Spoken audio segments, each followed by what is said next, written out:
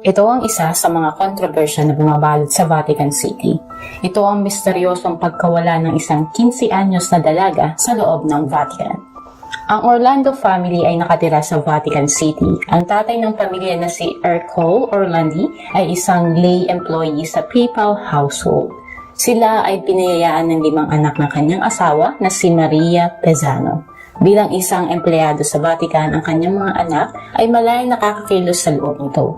Isa na dito ang kanyang dalagang anak na si Emanuela, isang 15 anyos na dalaga. Bakasyon nila noon sa eskwelahan pero si Emanuela ay umattend ng kanyang flute lesson 3 beses sa isang linggo. Hindi maitatago na mahilig sa musika at instrumento ang dalaga. Ito ay kabilang sa isang choir ng simbahan. Noong June 22, 1983, umalis ito para sa kanyang flute lessons. Kalimitan ay hinahatid siya ng kanyang kapatid na si Pietro. Ngunit ng araw na iyon ay may lakad ang binata. Bago matapos ang klase ng dalaga ay tumawag pa ito sa kanyang bahay at nakausap ang kanyang kapatid na si Federica. Pinaalam niya dito na mayroon siyang nakausap na tao at gusto siyang kuning promoter ng isang brand at mamimigay lang daw sila ng flyers ng 2 oras. Ngunit agad nagtaka ang kanyang kapatid dahil masyadong malaki ang offer sa dalaga. Ang sabi pa ng dalaga ay $650 ang ibabayad sa kanya nito. Pero ayon dito ay hindi pa siya nakaka-oo at antay ng kanyang desisyon matapos ang klase. Pinagsabihan ni Federica ang kanyang kapatid na huwag sumama sa taong nag-aalok dito. Matapos ang klase, ang mga kaibigan ni Emanuela ay inalok din ng nasabing trabaho. Pasado 7 ng gabi ay pauwi na ang mga ito, pero si Emanuela ay naiwan sa bus stop at may kausap na babae. Lumalim na ang gabi ay hindi pa nakakauwi ang dalaga. Labis na nag-aalala ang kanyang pamilya dahil hanggang ngayon ay hindi pa din nakakauwi si Emanuela. Tumawag na ang kanyang ama sa music school at pinagtanong kung sino ang kasama ng dalaga matapos ang kanyang klase. Matapos nito ay nagpunta ang ama sa police station para i-report ang pagkawala ng anak. Ngunit sabi ng mga pulis ay antayin na lang una ang kanyang anak sa bahay at baka may sinamahan lang itong kaibigan.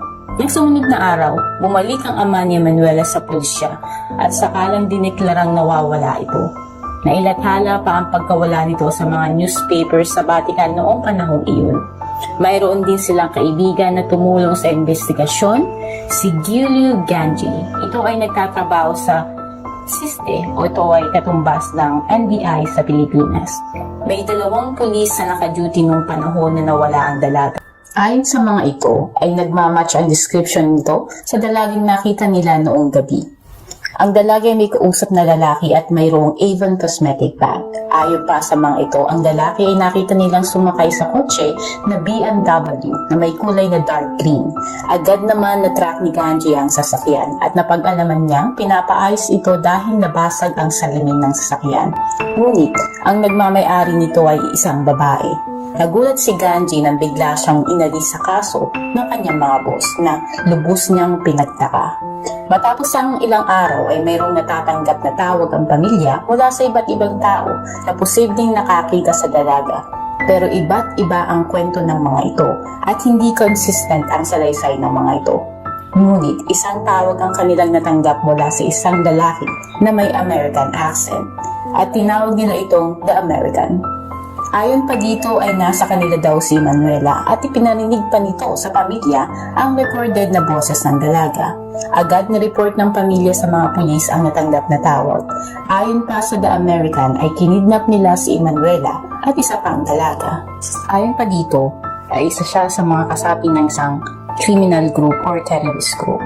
At ang kapalit ng pagpapalaya sa mga ito ay si Mehmet Ali Agca, isang Turkish na bumaril sa Santo Papa noong May 1981. Nang sumunod na araw, tinawagan naman ng The American ang isa sa mga news agency sa Vatican at pinaalam sa news agency kung ano ang gusto nilang kapalit ni Emanuela at bibigyan lamang nila ito ng 20 days para sa nasabing palitan. Ayon pa dito ay mayroon silang ebidensya na nasa kanila nga si Emanuela. Nagpadala ito ng mga recorded na boses at sulat kamay ng dalaga.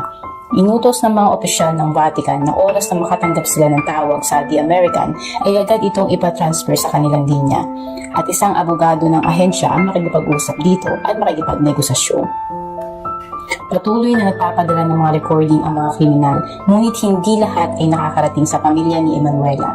Lumipas ang buwan ngunit wala pa din naging malinaw na kasagutan sa pagkawala ng dalaga.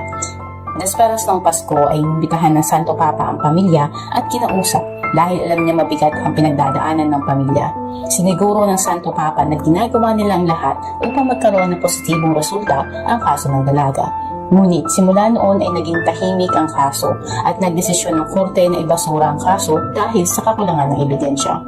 Ngunit hindi sumuko ang pamilya at pinursige pa rin na humingi ng update ukol sa negosasyon. Lumipas pa ang ilang buwan at napalitan na ng bagong Santo Papa.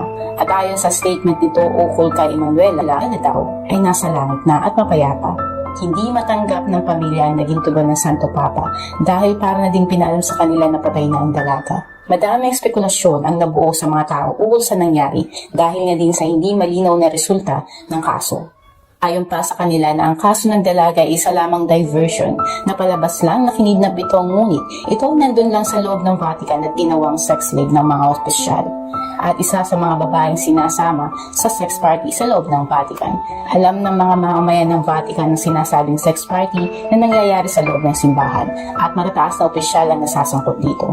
Kahit ganoon, hindi pa din sumusuko ang pamilya ng dalaga. Hanggang ngayon ay pilit pa din humahanap ng hustisya para sa kanilang Katropa, naniniwala ka ba sa mga ito? I-komento nyo naman ang opinion dyan sa comment section para sa bagay na ito. Kung gusto nyo pang makarinig ng mga ganitong katulad nitong mga kwento, i-like lang ang ating Facebook page at mag-subscribe sa ating YouTube channel.